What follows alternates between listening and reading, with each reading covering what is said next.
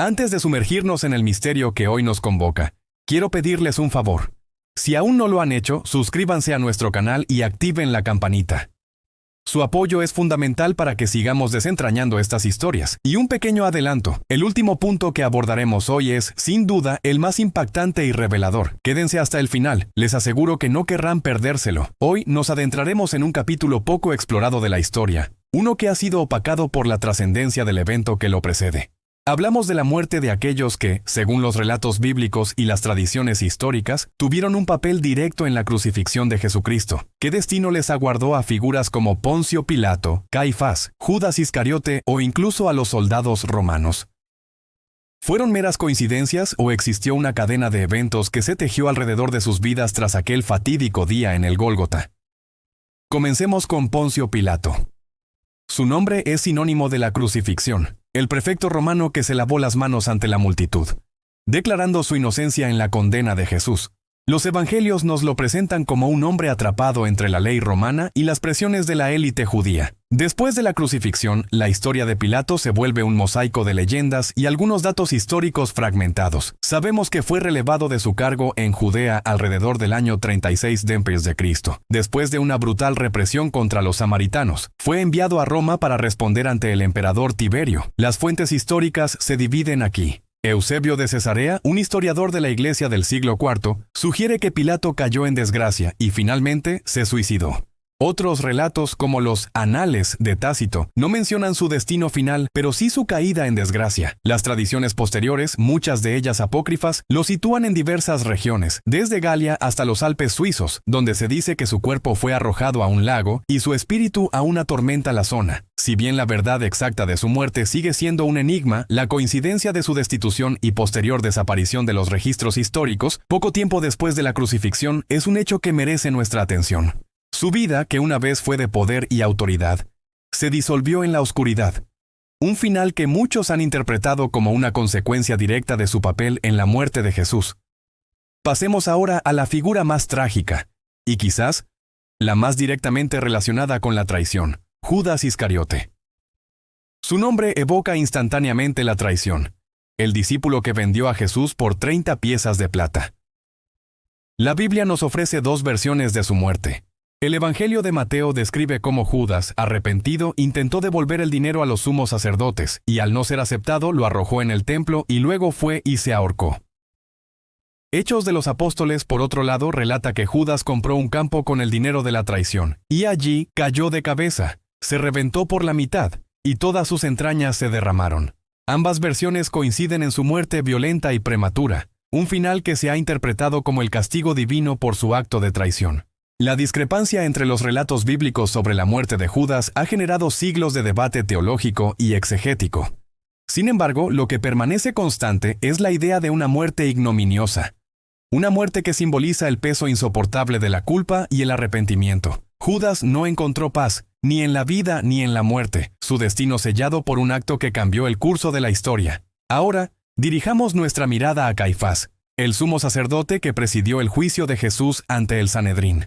Fue Caifás quien, según los evangelios, declaró que era mejor que un hombre muriera por el pueblo. Su poder e influencia en la Jerusalén de la época eran inmensos. A diferencia de Pilato y Judas, las fuentes bíblicas no detallan su muerte.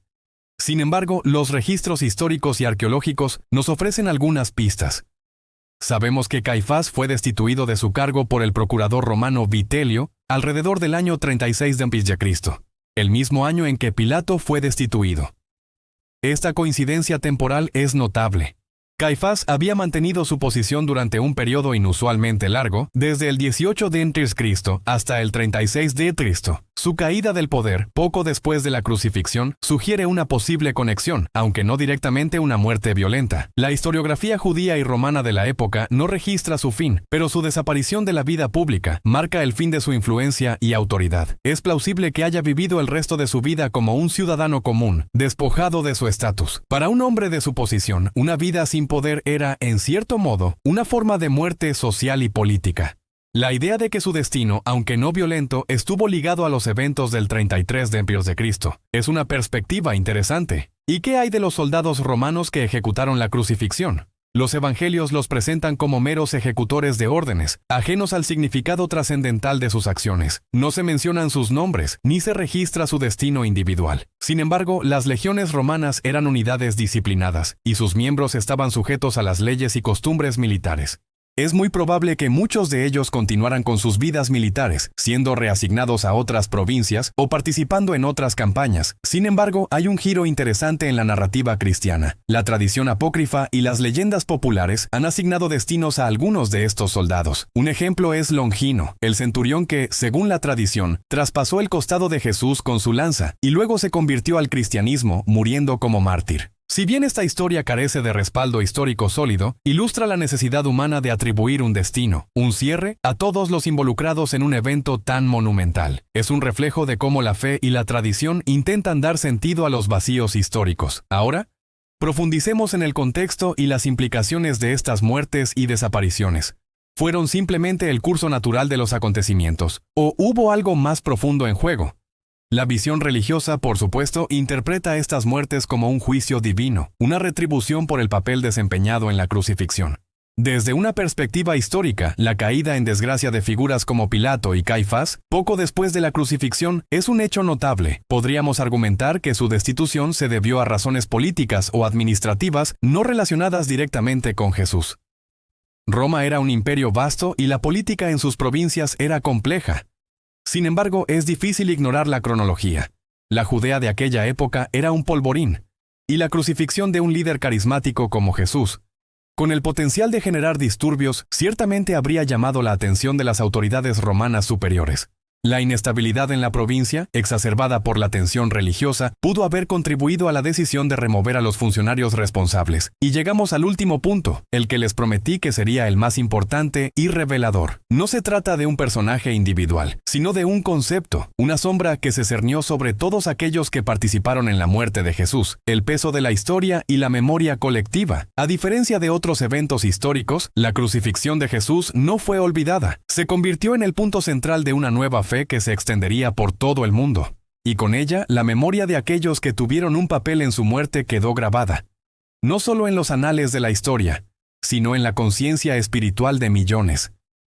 Mientras que para muchos de ellos el tiempo borró sus nombres de los registros históricos detallados y su existencia individual se disolvió en el anonimato, el acto al que estuvieron ligados les confirió una inmortalidad paradójica. Son recordados no por sus propias grandezas o logros, sino por su conexión con un evento que trasciende el tiempo. Esta es la verdad más oscura y profunda.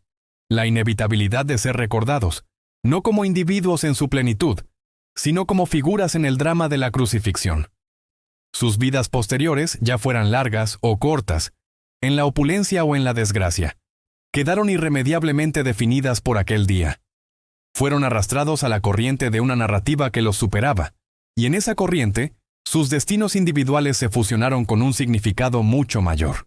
La muerte de su identidad individual, subsumida por el papel que jugaron en la historia de Jesús, es quizás la verdad más impactante de todas. Hemos recorrido un camino sombrío hoy, desenterrando los posibles destinos de aquellos cuyas vidas se cruzaron con la de Jesucristo en sus últimos momentos, desde la ambigüedad histórica de Pilato hasta la tragedia de Judas, pasando por la caída de Caifás y el anonimato de los soldados. Cada destino nos ofrece una perspectiva única sobre las consecuencias de sus acciones. Si esta historia les ha parecido tan fascinante como a nosotros, les pido una vez más que le den un me gusta al video, lo compartan con sus amigos y por supuesto se suscriban a Historias sin comprender si aún no lo han hecho. Su apoyo es lo que nos permite seguir explorando los rincones más enigmáticos de la historia. Nos vemos en el próximo video, donde continuaremos desentrañando más historias sin comprender. ¡Hasta pronto!